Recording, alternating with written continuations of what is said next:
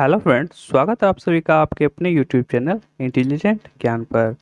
तो आज हम देखने वाले हैं जीके जीएस के प्रीवियस ईयर क्वेश्चन के टॉप 12। ठीक है, जिसका आंसर आप भी ट्रैक कीजिएगा। आप 12 में से कितना आंसर सही कर लेते हैं आपको कमेंट बॉक्स में कमेंट करके बताना है। ठीक है, तो चलिए देखते हैं आज का पहला प्रश्न क्या है।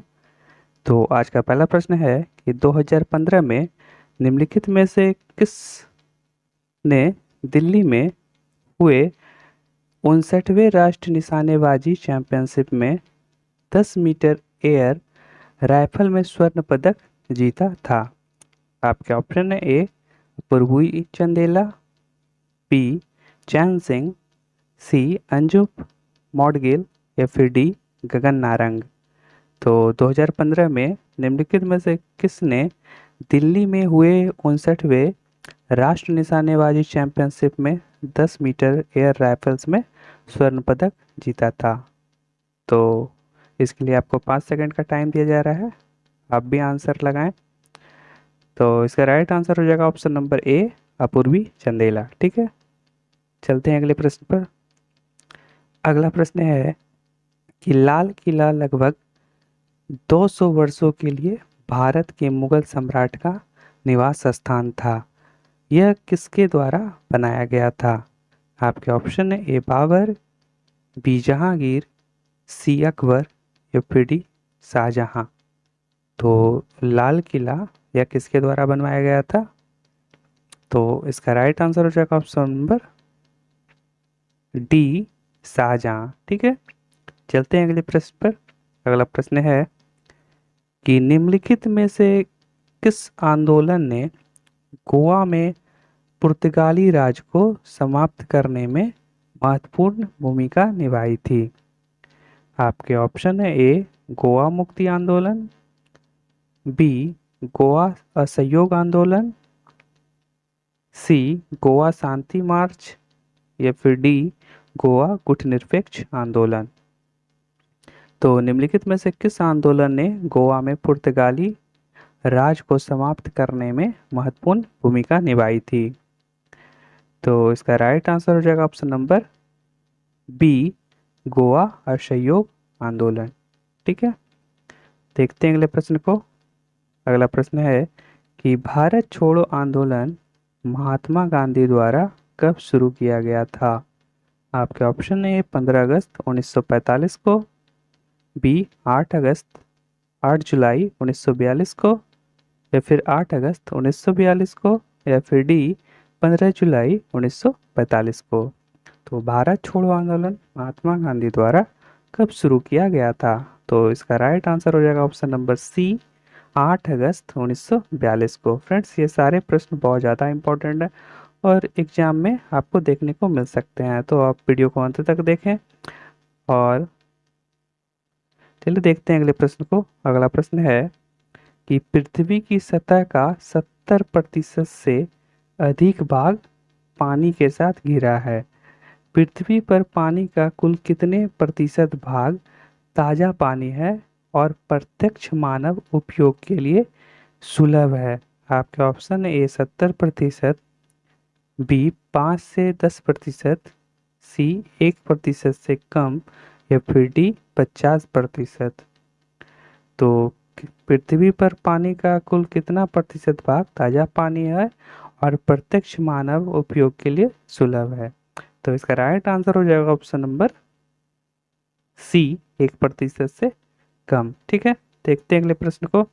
अगला प्रश्न है कि निम्नलिखित में से कौन सा मनुष्य का अध्ययन होता है? आपके ऑप्शन है ए आर्कियोलॉजी, बी आर्कियोजोलॉजी या फिर सी एंथ्रोपोलॉजी या फिर डी एंड्रोलॉजी। तो निम्नलिखित में से कौन सा मनुष्य का अध्ययन होता है? तो इसका राइट आंसर हो जाएगा ऑप्शन नंबर सी एंथ्रोपोलॉजी। ठीक है, तो मनुष्य का अध्ययन जो है वह एंथ्रोपोलॉजी में होता है। इसका राइट आंसर हो जाएगा ऑप्शन नंबर सी। ठीक है, याद रखेंगे। चलते अगले प्रश्न को। अगला प्रश्न है कि सबसे बड़ी मानव कोशिका कौन सी है? आपके ऑप्शन है ए जिगर, बी त्वचा, सी प्लीहा या फिर डी ओबम। तो सबसे बड़ी मानव कोशिका कौन सी है? तो इसका राइट आंसर हो जाएगा ऑप्शन नंबर डी ओबम। ठीक है, तो सबसे बड़ी मानव कोशिका जो है वो ओबम। ठीक है, देखते हैं अगले प्रश्न को। अगला प्रश्न है कि निम्नलिखित में से कौन सा अशुद्ध रक्त संचार करता है? तो आपके ऑप्शन है ए पल्मोनरी सीरा, बी अल्वेओली, सी पल्मोनरी धमनी या फिर डी महाधमनी। तो निम्नलिखित में से कौन सा अशुद्ध रक्त संचार करता है? तो इसका राइट आंसर हो जाएगा ऑप्शन नंबर सी पल्मोनरी धमनी। ठीक है, तो पल्मोनरी धमनी जो है वह अशुद्ध रक्त संचार करता है। ठीक है, देखते हैं अगले प्रश्न को। अगला प्रश्न है कि 1981 में इसरो द्वारा प्रक्षेपित भारत के पहले जियो स्टेशनरी उपग्रह का नाम क्या था? तो आपके ऑप्शन है ए आर्यभट्ट, बी एप्पल या फिर सी भास्कर द्वितीय या फिर डी इनसेट 1B। तो 1981 में इसरो द्वारा प्रक्षेपित भारत के पहले जियो स्टेशनरी उपग्रह का नाम क्या था? तो इसका राइट आंसर हो जाएगा ऑप्शन नंबर बी एप्पल। ठीक है, तो 1981 में इसरो द्वारा प्रक्षेपित भारत के पहले जियो स्टेशनरी उपग्रह का नाम था एप्पल। ठीक है, देखते हैं अगले प्रश्न को। अगला प्रश्न है कि ध्वनि तरंगे इनमें से कौन सी तरंगे हैं?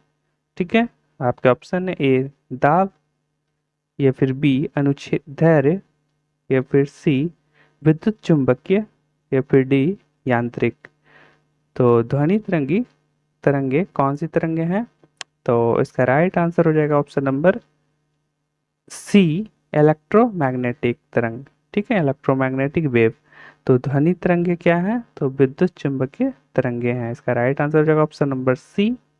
ठीक है, देखते हैं अगले प्रश्न को। अगला प्रश्न है कि 1928 में अलेक्जेंडर फ्लेमिंग द्वारा खोजी गई पहली एंटीबायोटिक निम्नलिखित में से कौन सी थी? तो आपके option A penicillin, B Prontosil, C streptomycin या फिर डी टेट्रासिलिन। तो 1928 में अलेक्जेंडर फ्लेमिंग द्वारा खोजी गई पहली एंटीबायोटिक निम्नलिखित में से कौन सी थी? तो इसका राइट आंसर हो जाएगा ऑप्शन नंबर ए पेनिसिलिन। ठीक है, तो अलेक्जेंडर फ्लेमिंग ने 1928 में एंटीबायोटिक की खोज की थी। ठीक है, पेनिसिलिन एंटीबायोटिक की। ठीक है, देखते हैं अगले प्रश्न को जो कि आज का आखिरी प्रश्न होगा। प्रश्न है कि सन 1902 में पहली बार बड़े पैमाने पर विद्युत एयर कंडीशनिंग का आविष्कार और इसका प्रयोग किसके द्वारा किया गया था? तो आपके ऑप्शन है ए विलिस कैरियर के द्वारा, बी जॉन गौरी के द्वारा, सी स्टुअर्ट कैमर के द्वारा या फिर डी एच सुल्ज के द्वारा। तो सन 1902 में पहली बार बड़े पैमाने पर विद्युत एयर कंडीशनिंग का आविष्कार और इसका प्रयोग इनमें से किसके द्वारा किया गया था? तो इसका राइट आंसर हो जाएगा option number A Willis carrier के द्वारा। ठीक है, तो विलिस कैरियर के द्वारा जो है वह विद्युत एयर कंडीशनिंग का आविष्कार किया गया था और इसका प्रयोग भी किया गया था। ठीक है, विलिस कैरियर के द्वारा। इसका राइट आंसर हो गया ऑप्शन नंबर ए। तो फ्रेंड्स, ये आज का आखिरी प्रश्न था और मैं आपसे एक प्रश्न पूछूंगा जिसका आंसर आपको कमेंट बॉक्स में देना है। ठीक है, तो आज का प्रश्न है कि निम्नलिखित में से कौन सा भारत का सबसे बड़ा रेगिस्तान है? निम्नलिखित में से कौन सा भारत का सबसे बड़ा रेगिस्तान है? तो आपके ऑप्शन है ए थार रेगिस्तान, बी गोबी रेगिस्तान, सी काराकुम रेगिस्तान, या फिर डी कच्छ रेगिस्तान। तो इसका जो भी राइट आंसर होगा इसका आंसर आपको कमेंट बॉक्स में कमेंट कर देना है। और वीडियो आपको कैसा लगा आप कमेंट बॉक्स में कमेंट करके बताइएगा। और आपने 12 में से कितने सही आंसर दिए वो भी आप बताइएगा, ठीक है। अगर 12 में से आपने 7 से ज़्यादा प्रश्न सही उत्तर दिए तो आपकी तैयारी बहुत अच्छी है, वरना आपको और अच्छी तैयारी करने की आवश्यकता है, ठीक है। और अगर आपने अभी तक इस चैनल को सब्सक्राइब नहीं किया तो अभी चैनल को सब्सक्राइब कर दें और बेल का प्रेस ऑन कर लें, ठीक है। तो मिलते हैं अब नेक्स्ट वीडियो में, आज के लिए बस इतना ही। Thank you so much. Jai Hind, जय भारत।